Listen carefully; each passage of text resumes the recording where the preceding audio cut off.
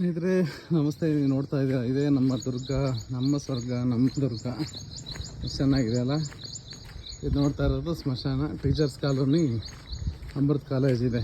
ಇದು ಹೋದರೆ ಕೆಳಗಡೆ ಸೈನ್ಸ್ ಕಾಲೇಜು, ಇದು ಮೇಲಕ್ಕೆ ಬಂದರೆ ಅಮೃತ ಆಯುರ್ವೇದ ಕಾಲೇಜು, ಟೀಚರ್ಸ್ ಕಾಲೋನಿ ಎಲ್ಲ ಪ್ರಜ್ಞಾವಂತ ಇರೋಂಥ ಜಾಗ.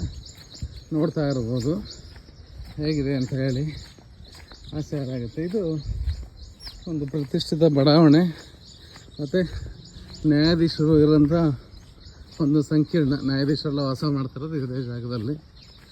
ದಯವಿಟ್ಟು ನಮ್ಮ ಪಪ್ಪಿ ಆದವ್ರಿಗೆ ಹೇಳ್ತಾ ಇದ್ದೀನಿ, ಇದನ್ನು ಒಂದು ಲೈಟಿನ ವ್ಯವಸ್ಥೆ ನೋಡ್ರಿ ಕಂಬಗಳಿಗೆ.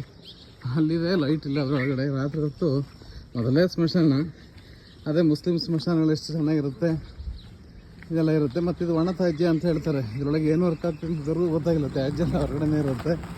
ಹಂಗಾಗಿ ದಯವಿಟ್ಟು ಶಾಸಕರು, ಎಂ ಪಿಗಳು ಇದು ಮಾಡಬೇಕು.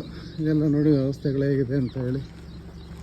ರೋಡ್ಗಳು ನೋಡಿ, ಪ್ರತಿ ಸೆಕೆಂಡಿಗೂ ಒಂದೊಂದು ಗುಂಡಿಗಳು. ಇದು ಸರಿಯಾಗಿ ಹೋಗ್ಬೇಕು ಅಂದರೆ ಇಲ್ಲಿಂದ 10 ನಿಮಿಷ ಬೇಕು, 1/4 ಕಿಲೋಮೀಟ್ರಿಗೆ. ಆ ರೀತಿ ವ್ಯವಸ್ಥೆ ಇದೆ. ದಯವಿಟ್ಟು ಗಮನ ಹರಿಸಬೇಕು ಚಿತ್ರದುರ್ಗದ